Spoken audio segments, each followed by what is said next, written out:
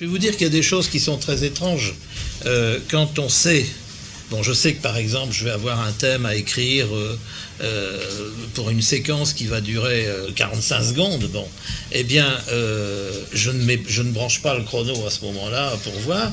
J'écris cette musique en imaginant que ça va durer à peu près 45 secondes. Et bizarrement, ça tombe à 45 secondes. J'ai un peu une pendule à l'intérieur, vraisemblablement, mais je crois que c'est vrai que c'est très technique, c'est tout à fait vrai, mais on n'est pas du tout prisonnier de cette technique, vous savez. On n'est pas. Enfin, moi, je me sens pas brimé par ça, absolument pas. C'est peut-être parce que il faut bien dire que j'ai quand même beaucoup de métiers et ça, on finit par connaître. Je vais pas dire les trucs parce que c'est pas vrai, parce que les trucs, si on fait des stéréotypes, ça se sent.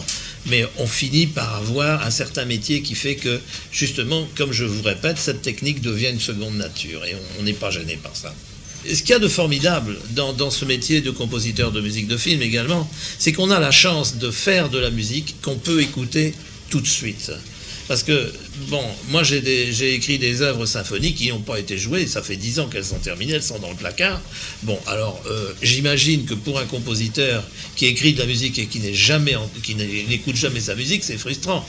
Or, quand vous écrivez de la musique de film, vous l'écrivez, vous avez à peine le temps que l'encre soit sèche, que vous êtes déjà en train de la diriger. Et donc vous avez un contact direct, ce qui fait faire effectivement des progrès considérables sur le plan de l'orchestration, parce qu'on s'écoute, et c'est ça, c'est une espèce d'expérience fabuleuse qu'on peut avoir, ça c'est certain. M'est arrivé une fois une histoire, et ça c'est vraiment... il peut y avoir... On peut se plagier soi-même. Et j'ai eu une blague comme ça, il y a très longtemps. J'ai fait un film qui s'appelait L'aîné des fers chauds, que beaucoup de monde ici et certainement a vu à la télévision. Et également, parallèlement à ça, je ne sais pas, 3 ou 4 mois après, j'ai fait un film qui s'appelait Une femme est passée, un film de Bardem. Et dans les deux cas, il y avait une valse musette parce que par exemple, Belmondo, dans L'aîné des fers chauds, se retrouve à la Nouvelle-Orléans, et pour se rappeler Paris, il met un disque sur le phono, et c'est un disque qu'il avait entendu à Paris, etc. Enfin, la nostalgie de Paris, etc., bien connu. Et puis, allons-y, j'ai écrit une petite valse musette, enfin, du style un peu parisien, bien parisien. Et puis, dans le film de Bardem, il se trouvait que c'était une fille qui faisait partie d'une troupe de ballet. Elle avait une crise d'appendicite dans une petite ville où elle se trouvait. Elle est obligée de quitter la troupe et elle se trouve un peu isolée dans un petit village. Et pour se rappeler Paris aussi, badaboum, un jukebox et puis la petite valse musette qui arrive. Ça, c'était le réalisateur qui voulait ça, les réalisateurs qui voulaient ça. Et c'était tout à fait normal. Bon.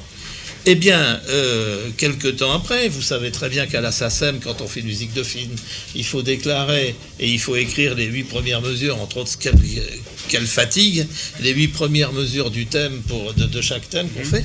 Et il se trouve que de temps en temps, bon, on laisse ça tomber parce que c'est très long. Et puis un jour où il pleut, où on a envie de pas faire autre chose, on prend la pile de musique qu'on a et puis on y va.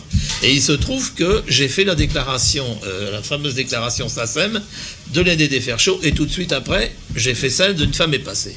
Et non d'un chien, je me suis aperçu avec horreur que c'était exactement le même thème à une note près. Et je peux vous assurer que je n'ai pas fait exprès. Ça, c'est totalement extraordinaire. Les mêmes conditions psychologiques m'ont amené à avoir une musique qui était la même. J'étais très embêté. Vis-à-vis de moi, ça m'embêtait parce que je trouve pas ça honnête, mais bon, c'était fait. C'était sur les écrans, parti depuis longtemps. La seule trouille que j'avais, c'était que Melville s'en aperçoive, parce que comme il était méchant comme une teigne, qu'est-ce que j'aurais pris s'il s'en était aperçu? Bardem n'a pas entendu L'année des fers chauds, et Melville n'a pas entendu La femme est passée, donc... Très bien. Mais en fait, c'est une histoire entre nous comme ça, mais ça prouve qu'on peut avoir une réminiscence pour une même situation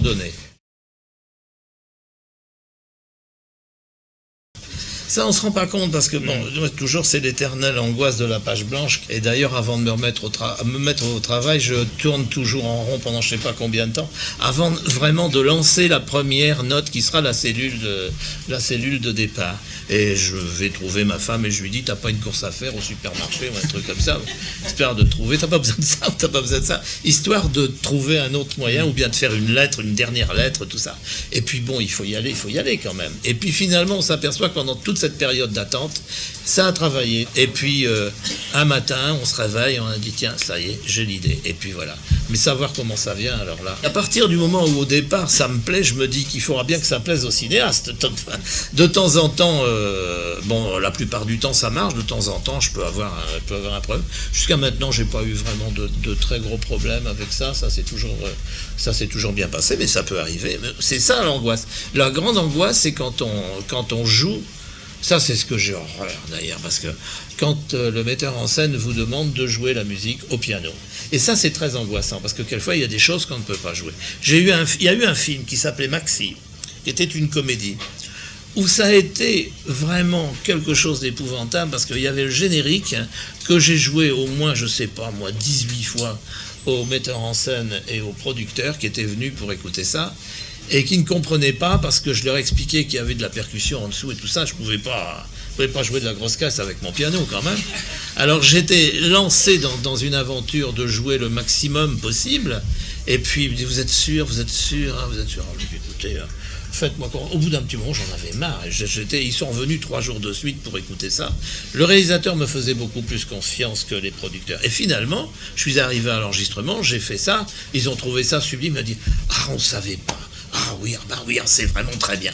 Bah oui, mais faites confiance un peu au compositeur dans ce cas-là. Mais il y a certaines choses qu'on ne peut pas jouer. Ça m'est arrivé dernièrement encore d'avoir fait le fond de corde, par exemple au synthé, de l'avoir enregistré sur un magnéto, et puis de jouer au piano la partie supérieure. Je m'arrête là parce qu'autrement, si on fait vraiment une maquette, à ce moment-là, d'abord, ça prend un temps fou, parce qu'il ne faut pas oublier une chose aussi. C'est que quand on arrive pour écrire la musique d'un film, on arrive toujours à la fin. Le film est complètement terminé. C'est le mixage qui est la dernière phase. Et ça, c'est quand même assez dramatique, si vous voulez. Donc, on a peu de temps. Il faut aller vite. Vous savez, il y a une chose qui est dramatique sur le plan d'édition phonographique, c'est que certains films n'ont pas suffisamment de musique pour être vraiment employés dans un compact. Si bien que où vous avez des musiques peu intéressantes qui n'intéressent pas les auditeurs, ou alors vous faites une espèce de répétition de thèmes et ça devient fastidieux à la fin. Alors moi j'aime bien justement quand il y a eu certaines musiques qui ont eu 20 minutes, un film qui a eu 20 minutes de musique par exemple, et qui en a 10 ou 12 qui peuvent bien aller sur un disque. Je trouve ça très bien de faire des compilations de façon à pouvoir avoir beaucoup de choix sur un disque. Et donc c'est ce qui s'est passé avec ces compilations Varese Sarabande, où on a mis des best-of, finalement, les meilleurs des films. Et il y a pratiquement tous les films que j'ai fait aux États-Unis. Puis il y a surtout l'hommage à Truffaut que je joue souvent en concert, que j'ai complété d'ailleurs, parce que ça c'était une chose que j'avais faite pour le Grand Échiquier de Chancel sur Truffaut il y a quelques années. Et j'avais un orchestre à ma disposition. Et on m'a demandé donc de faire quelque chose pour piano et orchestre un peu. Donc j'ai fait une espèce de pot-pourri de tous les thèmes de François Truffaut et que j'ai joué tout en dirigeant l'orchestre.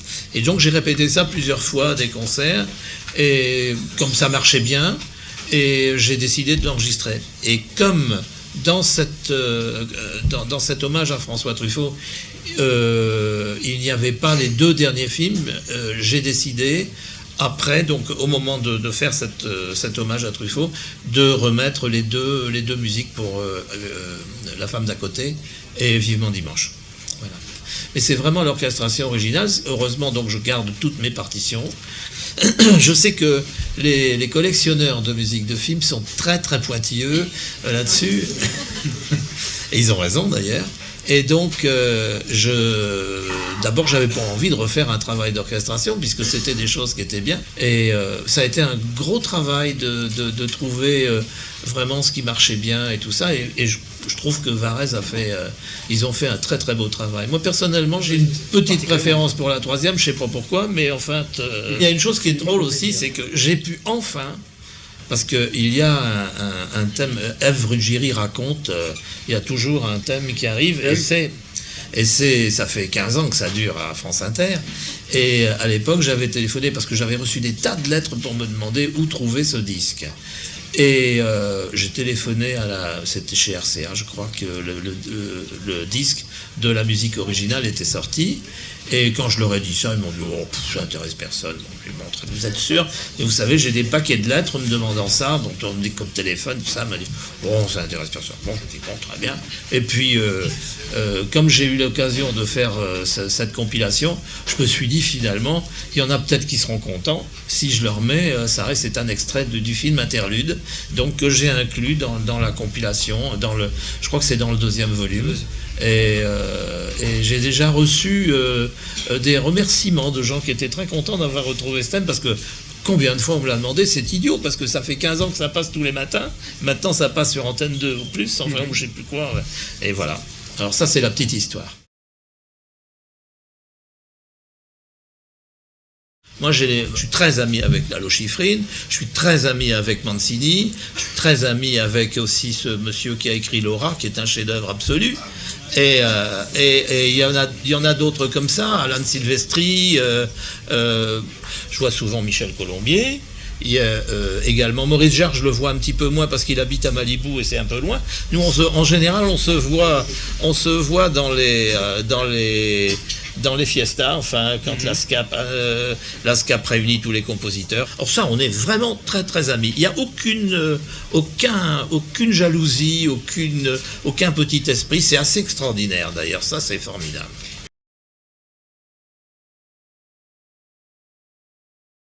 Ah, c'est une cithare. Pas la cithare autrichienne, c'est une cithare. C'est un instrument qui est joué par Monique Rollin, qui est tout à fait spécial, qui a la forme de la cithare autrichienne, mais un peu différente. Et elle a remplacé les cordes. C'est un instrument qu'elle a fabriqué un peu elle-même. Dans Tour du monde, Tour du ciel également, il y a ça. Et dans Mona également. C'est un instrument que je trouve formidable, fabuleux, qui a une espèce de poésie extraordinaire. Je crois que c'est un des films de Truffaut où il y a le plus de musique d'ailleurs. Avec Juliette Jim d'ailleurs. Il y a beaucoup de musique dans Juliette Jim aussi, mais je crois que dans celui-là, il y a une autre musique que j'aime bien dans l'esprit de Truffaut, enfin qui était différent de l'esprit habituel de Truffaut, c'est dans La femme d'à côté, où il y a justement il a voulu avoir un grand souffle lyrique et un grand souffle romantique, et je dois dire que j'ai bien aimé travailler. C'était pas le Truffaut habituel en fait, ça, c'était un film qui sortait complètement de lui. C'était drôle quand François m'a dit je vous vois en notaire. Je dis bon, pas une gueule de notaire. Et bon, et alors il m'a habillé en notaire et j'ai. Voilà. Bah écoutez, je crois qu'on vient vous dire tous ici qu'on est vraiment heureux de vous avoir accueilli.